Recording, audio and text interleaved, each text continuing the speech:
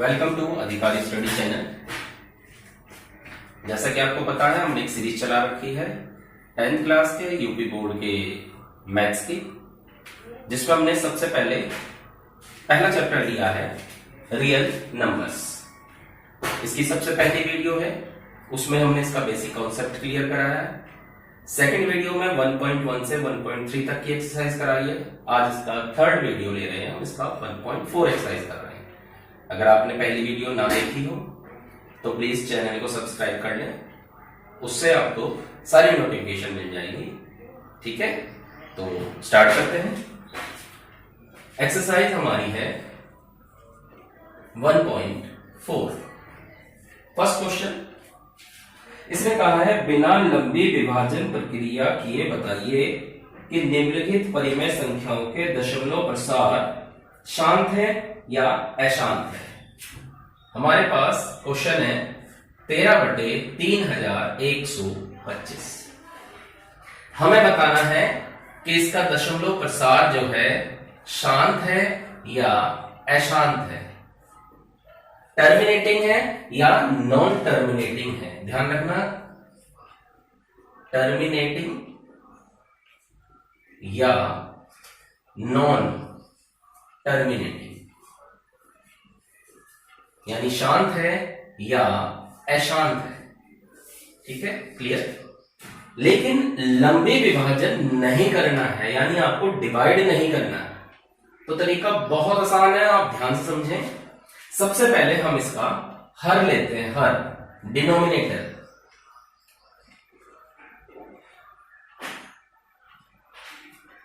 Denominator लिया हमने, हर लिया। इसका हर कितना है? ये है 3125। ठीक है, आपने हर लिया इसका 3125 और उसका एलसीएम लिया, फैक्टराइज किया, तो 5 से कट गया 5 6 30, 5 दूनी 10, 5 5 25, फिर 5 से 125, फिर 5 से 25, फिर 5 से 5, फिर 5 से 1, यानी 3125 के जो फैक्टर आ गए 5 गुणा 5 गुणा 5 गुणा 1 2 3 4 5, 1 2 3 4 5, तो ये आ गया 5 की घात 1 2 3 4 5, यानी 5 की घात 5। ठीक है, इसके हमने हर के फैक्टर कर दिए तो 5 की घात 5। अब हमें कैसे पता लगेगा ये टर्मिनेटिंग है या नॉन टर्मिनेटिंग है? तो ध्यान रखें, यदि हर के गुणनखंड में 2 या 5 आता है तो वह शांत है। यदि हर के गुणनखंड में 2 या 5 आता है तो वह शांत है। जैसे हमने हर के गुणनखंड किया, हर का गुणनखंड 5 की घात 5 आ गया, तो इसमें ये कैसा हो गया? शांत हो गया। अतः यह शांत है। एक और लेते हैं एग्जांपल 64/455।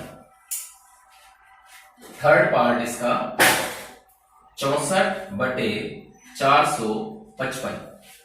इसमें हर डिनोमिनेटर क्या है? 455। तो हमने 455 लिया और इसके फैक्टर निकालते हैं, तो 5 से कट जाएगा, 5 में 45, 5 एकम 5। अब ये किससे कटेगा? 7 से कटेगा, 13 सत्ते 91, फिर ये 13 से कटेगा, तो 455 के फैक्टर आ गए 5 गुणा 7 गुणा 13, 5 गुणा 7 गुणा 13। अब देखिए इसके फैक्टर में 5 है, लेकिन साथ में 7 और 13 भी है।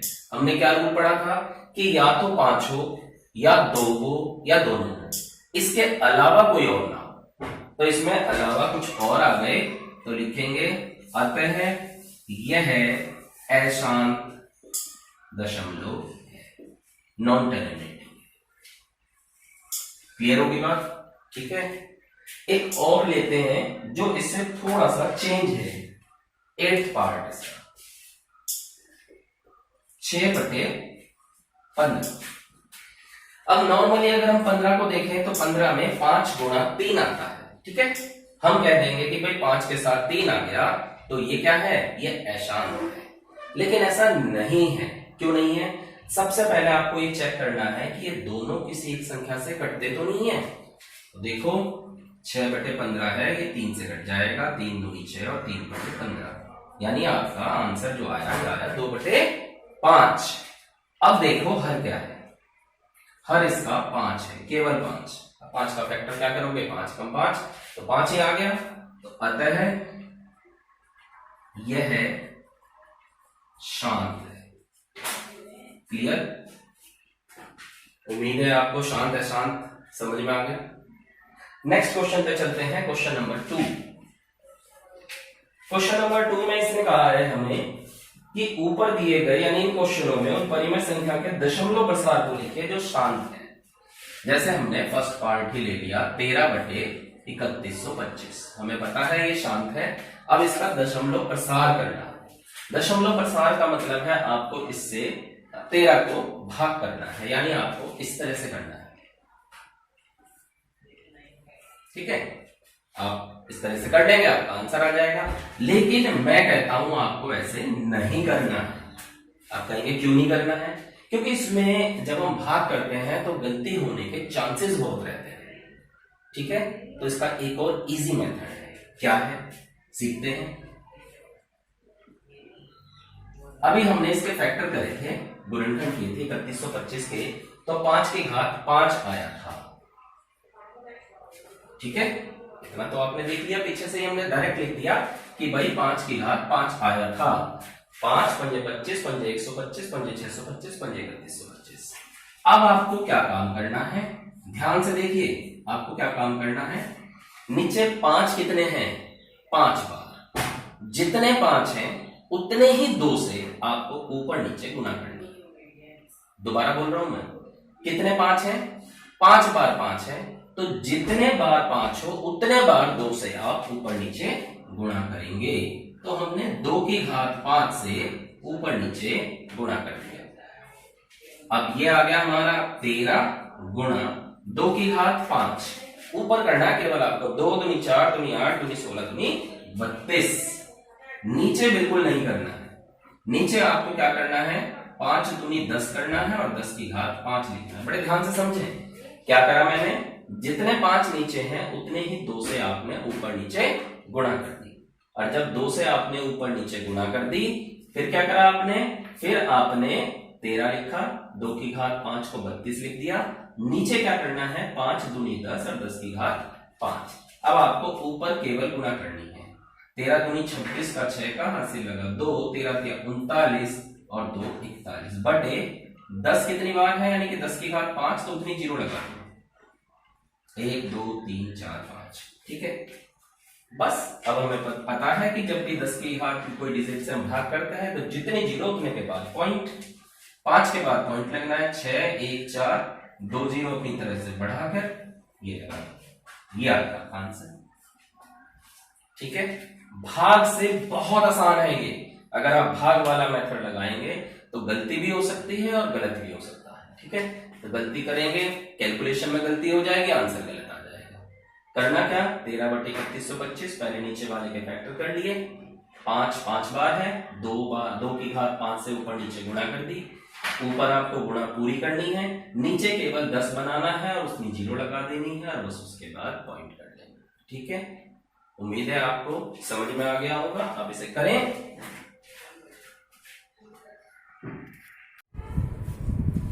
अब आगे चलते हैं, नेक्स्ट लेते हैं हम इसका पार्ट 4, 15/1600। क्योंकि सेकंड क्वेश्चन में उसने हमें ये कहा है कि जो शांत हो उसी को दशमलव प्रसार करना है। तो ये शांत है, हमने निकाल लिया था। अब मैं से एक बार और करके दिखा रहा हूं। पहले तो ये देख लेते हैं कि दोनों किसी एक संख्या से कटते हैं या नहीं कटते हैं। तो हम देख रहे हैं कि 5 से कट जाएगा, 5 दिया 15 और ये 5 दिया 15, 5 दूनी 10 जीरो, यानी कि 3/320। फिर हम इस 320 के फैक्टर करेंगे। 2 से कट जाएगा 160, फिर 2 से 80, फिर 2 से 40, फिर 2 से 20, फिर 2 से 10, फिर 2 से 5, फिर 5 से 1, 2 2 2 2 2 दूनी 4, दूनी 8, दूनी 16, दूनी 32, दूनी 64 पंजे 320। यानी लिखेंगे हम कैसे इसे 3 बटे 2 की घात 1 2 3 4 5 6 गुणा 5। अब पहले क्या बताया था मैंने आपको, जितने 5 ठीक है उतने ही 2 से ऊपर नीचे गुणा, लेकिन एक्चुअल में ऐसा नहीं, उसमें तो केवल ही 5 लिखा, इसलिए उस हिसाब से बताया था। हमें ये 2 और 5 अगर दोनों एक साथ आ जाए तो ये दोनों बराबर करने होते हैं। जितने 5 उतने ही 2 चाहिए हमें। उसमें जो पहले क्वेश्चन कराया था उसमें 5 थे 5 बार बस, तो हमने 2 की घात 5 से ऊपर नीचे गुणा कर दिया। यहाँ 2 है 6 बार और 5 है 1 बार। हमें 5 कितनी बार चाहिए, 5 चाहिए हमें 6 बार, 1 बार हमारे पास है, तो हम 5 की घात 5 से ऊपर नीचे गुणा कर देंगे। ध्यान से समझे इस बात को, 2 की घात 6 है यानी 2 6 बार है, तो हमें 5 भी 6 बार चाहिए। 1 5 तो हमारे पास है, हमने क्या करा 5 की घात 5 से ऊपर नीचे गुणा कर दिया, तो ऊपर हो गया 3 गुणा 5 की घात 5 बटे 2 की घात 6 गुणा 5 की घात 5 ये रहा और 1 ये रहा, 5 की घात 6 हो। अब 3 गुणा, अब पहले 5 की घात 5 की आप गुणा करें, तो 5 की घात 5 की अभी पीछे हमने गुणा करी थी 3125 था, नीचे 5 दूनी 10, 10 की घात 6 आ गई। ध्यान से समझें इसे, ऊपर है 3 गुणा 3125, नीचे 10 की घात 6 यानी कि 6 बार 0, 1 2 3 4 5 6, 3 पंजे 15 का 5 का हंसी लगा 1, 3 दूनी 6 और 1 7, 3 एकम 3, 3 किया 9 बटे 1 2 3 4 5 6।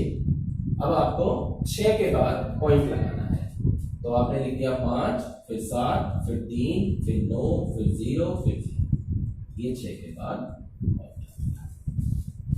उम्मीद है आपकी समझ में आ गया होगा। अब चलते हैं इसके नेक्स्ट क्वेश्चन पे, यानी कि क्वेश्चन नंबर 3 पे।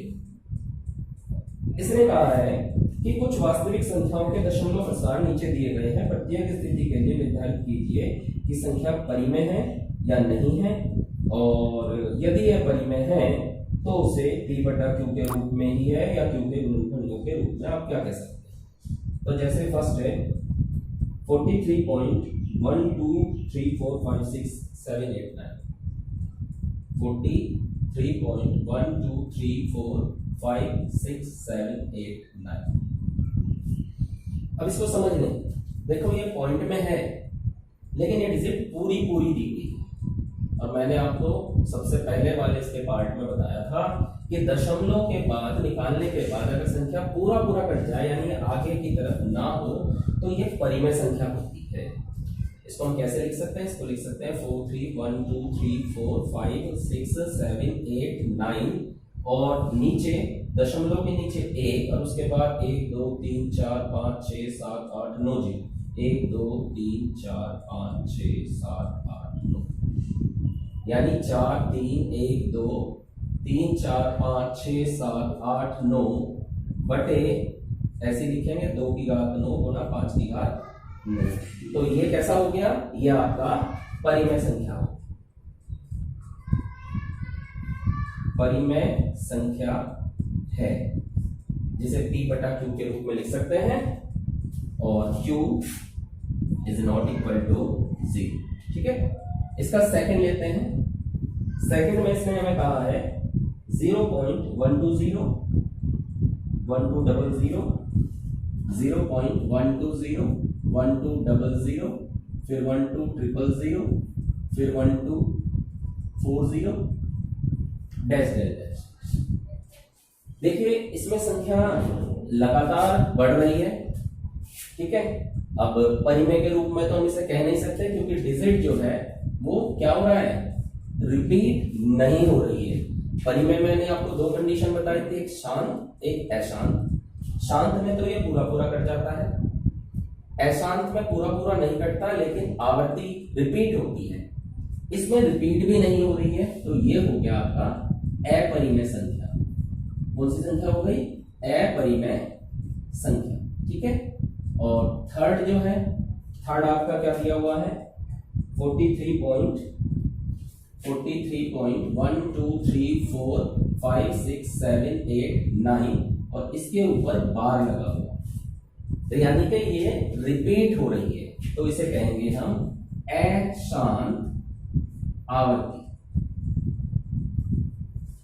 ठीक है, तो ये परिमेय है लेकिन शांत है, ये परिमेय है लेकिन अशांत है, ये परिमेय संख्या तो है लेकिन अशांत आवर्ती है, ये परिमेय संख्या है लेकिन शांत है, और वो अपरिमेय संख्या है। क्लियर हो गया, सारा क्लियर हो गया, तो ये चैप्टर हमारा फिनिश हो।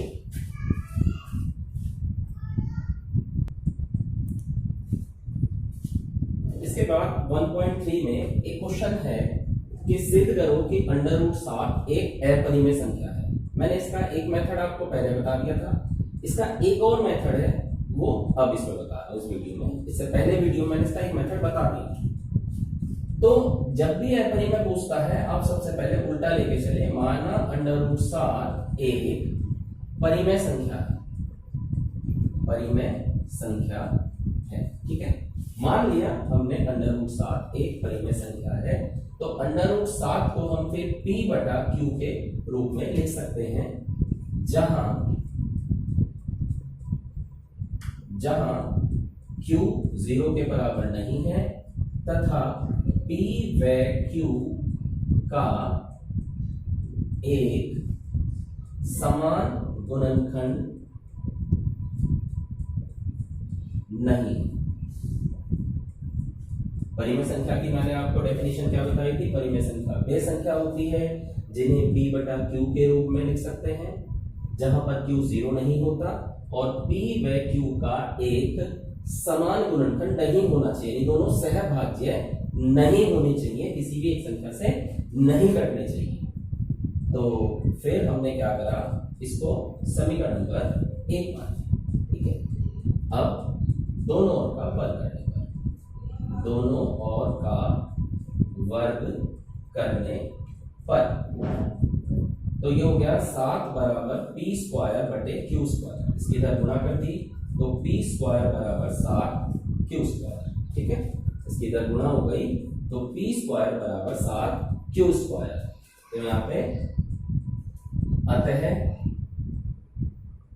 7 P² का एक गुणनखंड है, यानी इसे देखते हुए हम कह सकते हैं कि 7 जो है P² का एक गुणनखंड है, अतः 7 P का भी एक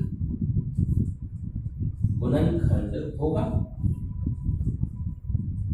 ठीक है, अब जब वो P का एक गुणनखंड है तो पुनः मान लिया हमने 7 P का गुणनखंड है। ठीक है, तो हमने मान लिया P बराबर 7C, कुछ भी अपनी तरफ से कोई भी कांस्टेंट P और Q को छोड़कर कुछ भी हम 7 से गुणा करके लिख सकते हैं। फिर दोनों ओर का वर्ग, तो P² बराबर 49C²। अब यहां हमने कहा था P² बराबर 7Q², चाहे आप ऐसे समीकरण नंबर 2 मान लें, P² बराबर 7Q², ये समीकरण नंबर 3। तो समीकरण 2 व 3 से भाई यहां हम क्या कह रहे हैं, यहां कह रहे हैं P² 7Q² के बराबर है, यहां क्या कह रहे हैं कि P² 49C² के बराबर है, तो दोनों को हम बराबर लिख सकते हैं, 7Q² बराबर 49C²। आप 7 से इसे काट देंगे तो Q² बराबर 7C²। ठीक है, एक बार मैं इसे रिपीट करता हूं, आप इसे देख लें, समझ लें। सबसे पहले जो हमारे पास क्वेश्चन है हमारे पास, सिद्ध करो √7 एक अपरिमेय संख्या है।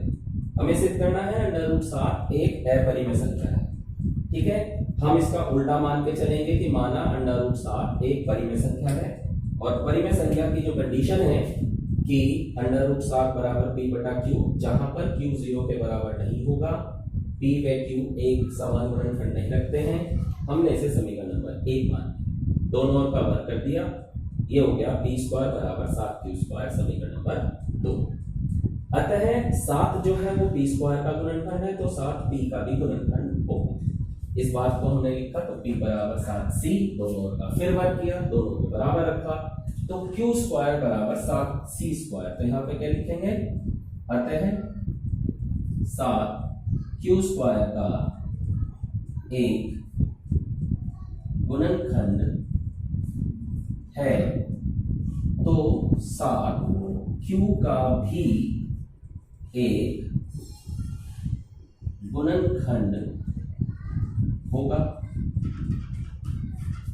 अब देखो यहां पे क्या था लिखा, 7p का एक गुणनखंड है, यहां पे क्या है, 7q का भी एक गुणनखंड है, अतः 7p व q दोनों का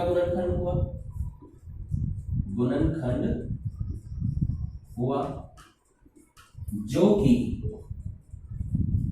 नियम के विरुद्ध है, अतः हमारा मानना गलत है। √7 एक अपरिमेय संख्या है। ठीक है, क्लियर है? बहुत अच्छी तरह से करेंगे यार, बड़े ध्यान से स्टेप बाय स्टेप समझ के करें, कोई दिक्कत नहीं है। अच्छा क्वेश्चन है, एग्जाम में बहुत आता है, बहुत इस क्वेश्चन की मांग है। अधिकतर बोर्ड के पेपर में ये वाला क्वेश्चन डिजिट बदल के आ सकता है, √7, √2, √3, √5, √11, कुछ भी। ठीक है, तो आई होप आपकी समझ में आ गया होगा। हमारा ये चैप्टर फिनिश हो गया है। आपको अगर ये एक्सरसाइज या हमारी ये सीरीज अच्छी लगी तो आप इसे लाइक जरूर करें, ठीक है, क्योंकि मैं थोड़ी सी मेहनत कर रहा हूँ आप लोगों के लिए ही, तो इसलिए एक लाइक जरूर दें और चैनल को सब्सक्राइब करें, जिससे कि आगे के जो भी मैं इसकी वीडियो बनाऊंगा आपको नोटिफिकेशन मिलती है। Thank you.